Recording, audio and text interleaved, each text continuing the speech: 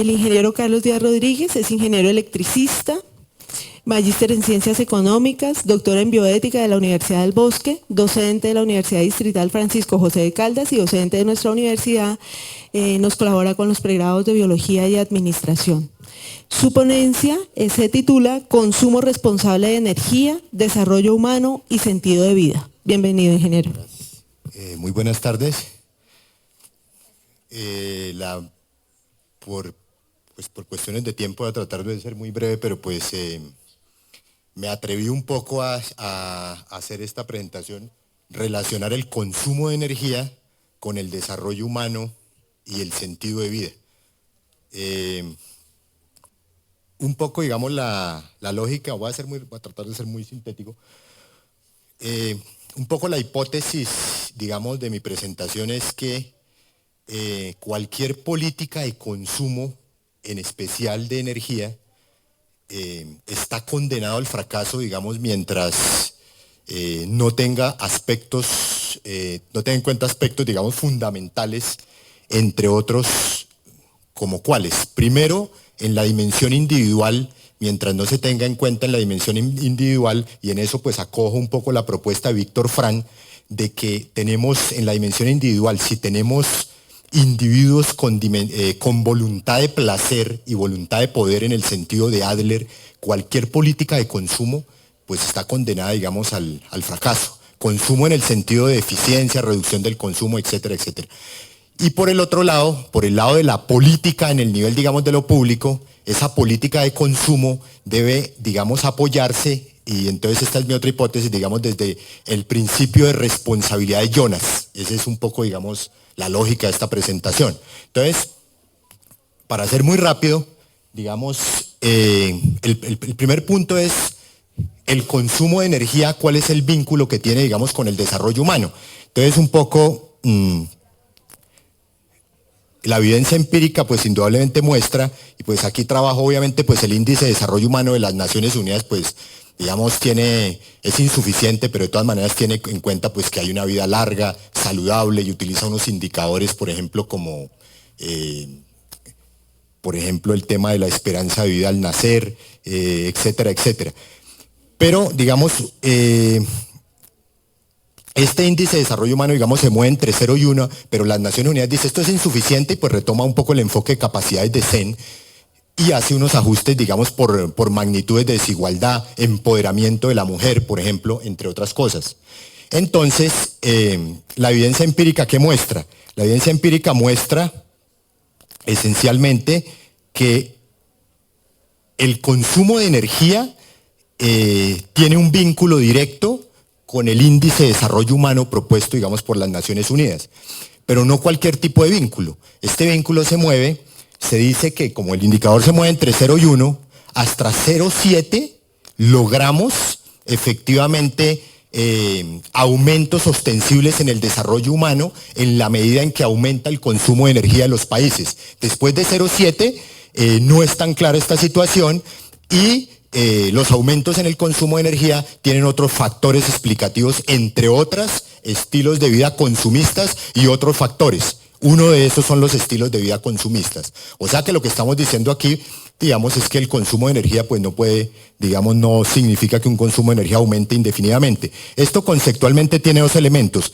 Por un lado, valores inferiores a 0,7, estaríamos hablando de niveles de subconsumo. O sea, estamos hablando de problemas sociales, que indudablemente hay problemas ambientales, pero no son significativos. Y consumos superiores a 0,7, índices de desarrollo humano superiores a 0,7, estaríamos hablando de consumos de energía ineficientes y donde predominan los problemas ambientales. Ese es uno de los puntos, digamos, esenciales. Bueno. Aquí pues, digamos, presento, digamos, la evidencia empírica, digamos, donde hay una conexión entre el consumo de energía y el desarrollo humano, unas investigaciones recientes del 2015. Adicionalmente, la Asociación Internacional de Energía vincula no solamente el indicador de consumo de energía con el desarrollo humano, sino adicionalmente el acceso a servicios modernos de energía. Cuando hablamos de servicios modernos de energía, es tener acceso a GLP, gas natural, electricidad. Digamos que servicios tradicionales sería carbón vegetal, por ejemplo, estiércol, residuos agrícolas. Eso serían, digamos, entonces, un poco la Asociación Internacional de Energía encuentra, digamos, y dice, mire, los países que tienen composiciones de utilización de servicios energéticos modernos entre el 41 y el 100% con respecto a países que solamente usan servicios energéticos modernos, digamos en el consumo total del inferiores al 20%, hay diferencias significativas en los indicadores de desarrollo humano. Por ejemplo, la esperanza de vida al nacer aumenta cerca de 10 años. La tasa de escolaridad pasa del 52 al 77%. Ahí observamos también en la diapositiva los niños con bajo peso, hay un cambio significativo en el porcentaje. Y las poblaciones con acceso a agua potable aumentan 8 puntos. Bueno, el caso de América Latina pues es similar, o sea, digamos, tenemos 30 millones de personas sin acceso al servicio de energía, el 73% de esos que no tienen servicio de energía son pobres y existen 137 millones de personas en América Latina con precarios servicios energéticos, ya tienen supuestamente acceso, pero tienen problemas de ingreso y las señales de precios pues, digamos, los afectan. Aquí, por ejemplo, una investigación del 2013 para un panel de datos para 50 países encuentra que hay una correlación entre el consumo de electricidad y 5 indicadores de desarrollo humano. Por ejemplo, el PIB per cápita, el gasto incurrido en consumo, las tasas de urbanización, la esperanza de vida al nacer y la tasa de alfabetización. En especial esas asociaciones para ingresos bajos. Digamos que el tema de la energía se caracteriza por la escasa investigación social. Este es un tema donde, digamos, hay un predominio fuerte, pues, digamos, entre comillas, de lo duro, digamos, de los ingenieros, de las ciencias naturales y de los economistas, en especial neoclásicos. Y usted encuentra cosas como, por ejemplo, Sobakul en el 2014 miró 4.444 artículos durante el 99-2013 y encuentra que tan solo el 2.2% de los artículos se preocupan por el problema del comportamiento individual y social. Esa es una cosa interesante.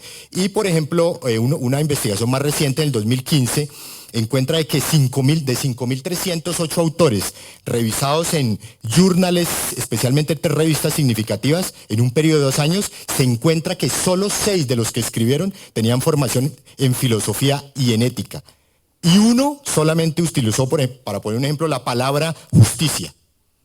O sea que digamos que el tema energético está muy, digamos, impregnado de aspectos técnicos y económicos. Aquí una investigación, por ejemplo, de Ryan y otros encuentra que se descuidan aspectos éticos como la equidad y los intereses políticos. O sea, eso, digamos, se deja al margen en este tipo de investigaciones. Bueno, adicionalmente, digamos, desde la política pública, las estrategias, digamos, se han centrado en estrategias de eficiencia técnica y resulta que cuando usted utiliza estrategias de eficiencia técnica tiene un problema que es un alto riesgo que se llama el efecto rebote. Y el efecto rebote es que usted, de alguna manera, por ejemplo, usted tiene una nevera y en esa nevera que digamos, introduce una nevera con una alta eficiencia tecnológica, baja el ahorro en la factura de energía. Pero la gente, en vez de mantener la nevera, lo que hace es el ahorro por esa factura, compra una nevera más grande. Eso se llama la paradoja de Gibbons. O sea, aumento la eficiencia y aumenta el consumo. Ese es un problema. O sea, el problema no es solamente tecnológico. Bueno, sigo. Jemison en el 92 habla que pues estos sectores y también el tema ambiental está muy impregnado de que el único valor, digamos, es la eficiencia económica. Y entonces la lógica es que las políticas se basan en incentivos de tipo económico como los impuestos, la regulación o subsidios, desconociendo cuestiones éticas esenciales. Bueno, entonces, digamos, el punto de partida aquí esencial es que mi hipótesis es que las políticas de consumo son eficientistas y de alguna manera no están incorporando cuestiones esenciales o intangibles en el fondo, por ejemplo, como la moderación, la frugalidad, etcétera, típicos del principio de responsabilidad de Jonas. Y por el lado individual, que aquí se plantea en ese debate, que es un viejo debate entre lo individual y lo colectivo, integrar eso, lo que yo estoy planteando acá es que hay una ruptura entre la política pública, en este caso de consumo, de energía en general, que es muy eficientista, y unos individuos que tienen voluntad de placer y poder en el sentido de Fran.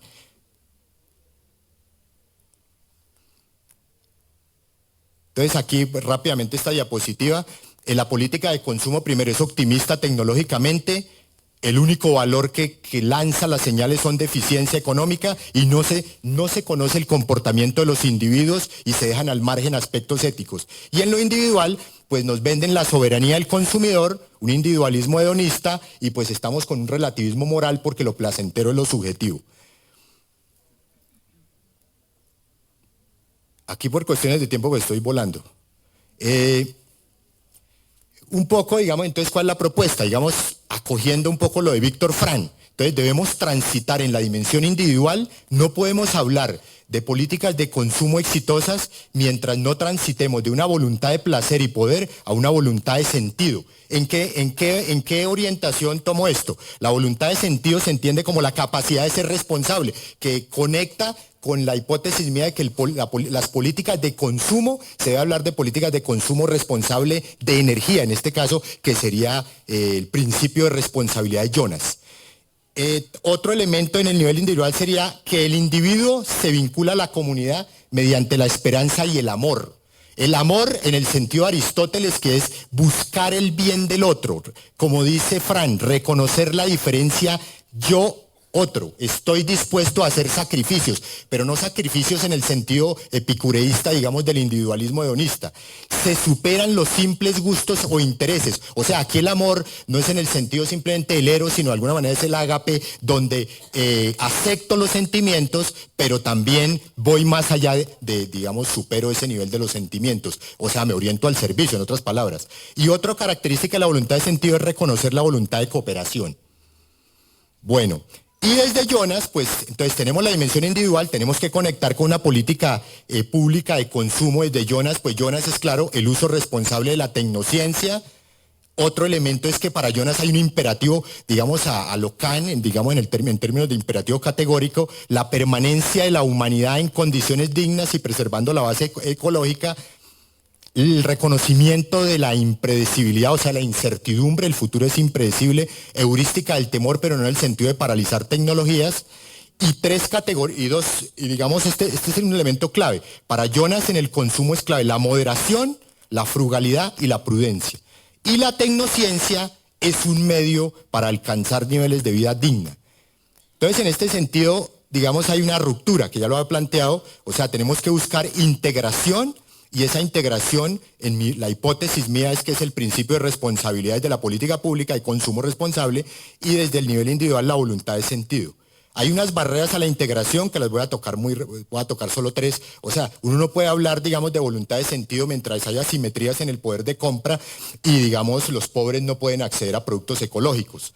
Y estructuras no competitivas donde hay poca libertad de elección de los consumidores y donde hay asimetrías en la información. Aquí en Colombia pues avanza algo en el tema de ecoetiquetado, el Ministerio de Minas está, digamos, impulsando eso.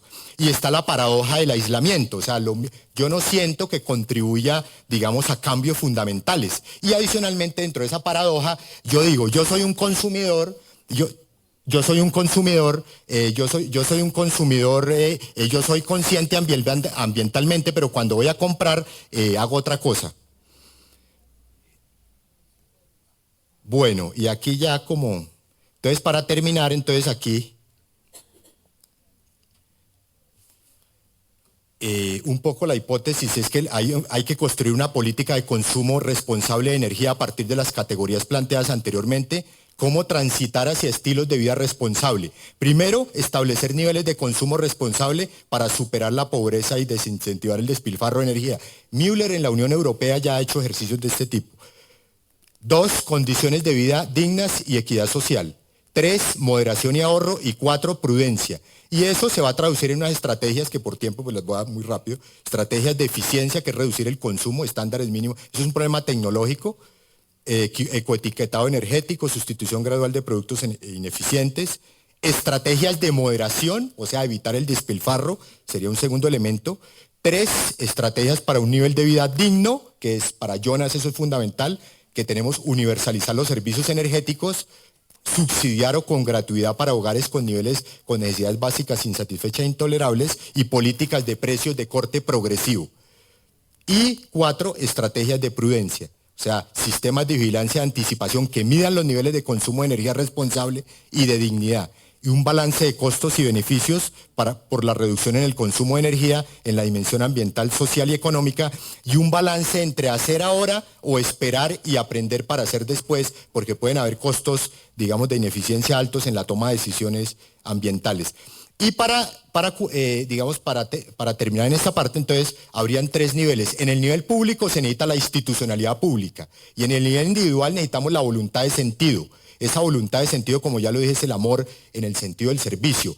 Y la conexión sería una dimensión intersubjetiva que permita, digamos, de alguna manera, yo hablaría de espacios bioéticos, digamos, de participación, más allá, digamos, de la ética del discurso, de una racionalidad comunicativa, pero una racionalidad comunicativa de todas maneras donde hay unos valores que, de alguna manera, de partida de consenso. Porque pues, los problemas ambientales no los podemos, ciertos problemas ambientales no los podemos relativizar. Y para culminar, pues, unas políticas de consumo deben incorporar estrategias de moderación, tecnología, vida digna y prudencia, anticipación a consecuencias impredecibles.